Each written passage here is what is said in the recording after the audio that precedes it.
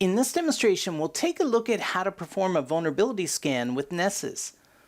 Now, I've already installed Nessus on my system, and you can see here that I've navigated to the URL, which is the IP address of the system that you installed Nessus on, port 8834. Now, when you install Nessus, you also set up an account. I'm going to log in with that account. So I created an account called administrator with my course password.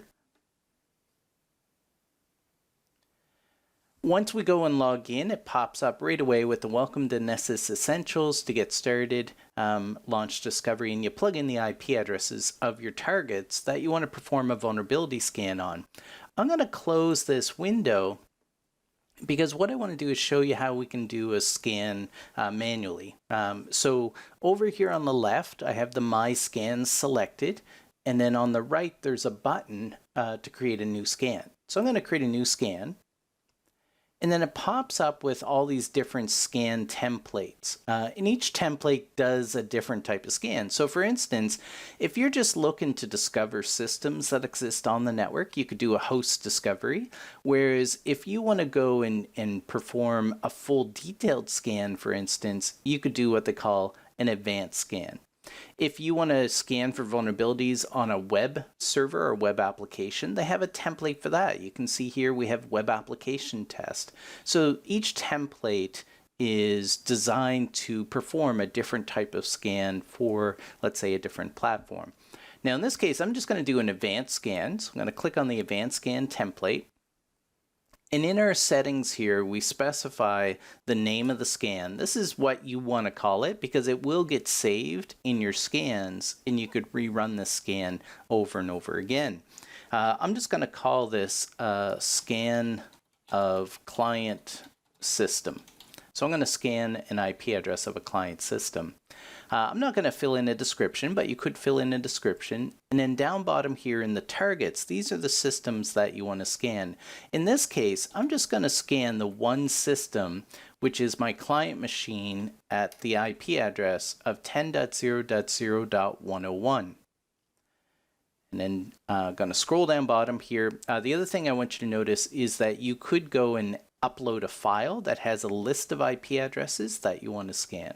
After plugging in the IP address of the target, the next thing that I'm going to do up top here is take a look at some of our other settings. There's a lot of configuration settings in here. So for instance, we do have a schedule option. So if you did want to have the scan perform automatically based off a schedule that you set, you can do that. I'm not going to do that. What I'm going to do is I'm just going to manually invoke the scan. But I do want to mention the credentials tab. The credentials tab is where you would supply any usernames and passwords in order for the scan to authenticate to the system to complete the scan. Now, what's important is when you're performing a vulnerability scan, you want to perform the vulnerability scan kind of a couple times. You want to perform it as an anonymous person so you know what somebody who's not authenticated to the network would see about your systems, but you also want to perform the scan as an administrator so that you can collect as much information about the system as possible and get a big picture of what the system looks like. So that's what I'm going to do here is on the credentials tab, I'm going to come down here to Windows and I'm going to fill in my username and password that I want Nessus to use to authenticate to the target system. So I filled in the username, fill in the password, and then I kind of started, I thought that was the confirm password. It's the domain line. So I'm just going to type the username administrator. In this case, it's a workstation, so there is no domain. Then what I'm going to do is I'm going to go to the plugins tab. Now this is important. A plugin is a component that's going to be checked for a vulnerability. So you can see here there's a large list of plugins. What I'm going to do is I'm going to disable them all and then only select a few for this demonstration just to speed up, because the more checks you perform, the longer the scan is going to take. So I want to go in just to improve the performance for the demo. I'm going to disable all plugins. You can see all the green lights are turned off here. And then what you can do is you can enable each one individually if you wanted to. So for instance, let's say I do want to check, for backdoors. So I'm going to go and enable, just click the little gray button there on backdoors. Now when I select backdoors, notice over on the right that that's kind of a category of a plugin. Over here on the right are all the different plugins. So these are all the different backdoors that are going to be checked. And you could turn these off as well if you wanted to, but I'll keep all those turned on. Now, the reason why I wanted to turn a lot of these off is because, you know, a lot of them apply to different OSs. I know that the target that I'm scanning is a Windows OS, so I don't need to check for CentOS local security checks, right? That kind of idea, or Cisco vulnerabilities. But notice that there's a huge list here. I'm going to enable databases as well. I'm just going to pick a few. Maybe check for denial of service, DNS vulnerabilities. Again, notice that I don't have to select the Linux ones here. Check for vulnerabilities with firewalls, with FTP. Gain a shell remotely. Check for general vulnerabilities. And again, if you want to see what's in that category, you can select it. And then over on the right, you could start enabling and disabling different plugins for different types of vulnerability checks that you want to perform. Now I'm just going to scroll down to the bottom here for this demonstration and turn on things like service detection, check the settings of the system, check for SMTP problems, and there's a few more Windows ones at the bottom that I want to check. So check for web server vulnerabilities, check for Windows vulnerabilities, check for Microsoft bulletins, and Windows user management vulnerabilities. And again, you can select any one of those, and over on the right, you can kind of see exactly what it is that's going to be checked. So once you go and specify which plugins you want to scan, then you can go and save the scan.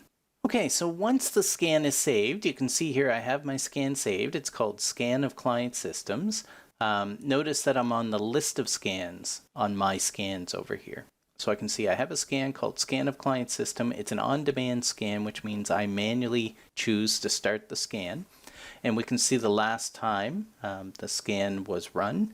And then over to the right, I'm going to run it with a launch button. So this will take a little bit of time. I hit the launch button. It's going to start our scan. And then what we'll do is we'll check the report after the scan completes. So you can see here the little green arrows. It's currently running the scan. So what I'm going to do is I'm going to pause the video. It's going to take a little bit of time, probably a few minutes. And then once the scan is complete, we'll take a look at the results. So our scan is completed. You can see here the last time it was run was today at 12:11 p.m. So to take a look at our scan results, what we're going to do is click on the scan.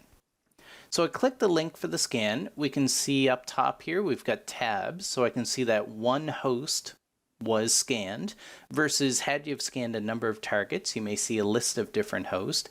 We can see the number of vulnerabilities. There's 36 vulnerabilities, one remediation for that system. So the idea is you can click and look at these different tabs if you wanted to. So I can take a look at our list of vulnerabilities. But what I like is that when you take a look at the host list, I can see the IP address of the host. And then this is what's kind of cool is over to the right, I can see there's 4 critical vulnerabilities on that host. I can see there's 6 high level vulnerabilities. There's 10 medium vulnerabilities. And then the green area there is there's 1 low vulnerability. And then over to the right, they've got 77 information type stats on the system. Now, before I go and click any of those, over to the right, I want you to take a look at our scan details here. Notice that it was an advanced scan that completed. I love that they kind of show you our CVSS system that's being used. So it's version 3 is used to rate the different vulnerabilities. And they give you a little pie chart here kind of showing you with this system, the the ratio of how many critical vulnerabilities are there versus medium level vulnerabilities, which is kind of nice. Now, the other thing that you can do, all this stuff you can kind of click on if you wanted to take a look at up top here. We've got a hyperlink on the critical vulnerabilities. So if I click that link, it'll take me into the details of the vulnerabilities. So this is kind of like clicking that vulnerabilities tab that we saw earlier. And then as we scroll down, you can see our different types of vulnerabilities. Now, the one thing that I do like about this is if we go with a vulnerability, so let's go with mixed here. And if I choose one of these critical vulnerabilities, when I click on it, you'll see the title for the vulnerability. So this is the Microsoft RDP RCE vulnerability, codename Bluekeep. You'll get a description of the vulnerability, and then you'll get a solution. So they let you know, okay, there's a number of patches for this vulnerability. And they give you some links where you can check out additional information if you wanted to. Over to the right, what's important is in the details here, you can see this, the CVSS score, right? So we can see here the CVSS version 3 base score is 9.8 out of 10. So that's a pretty critical vulnerability itself. Down below that, what I like here is they give you information of, is there an exploit available for this vulnerability? And in this case, there is. And it says that there are exploits available.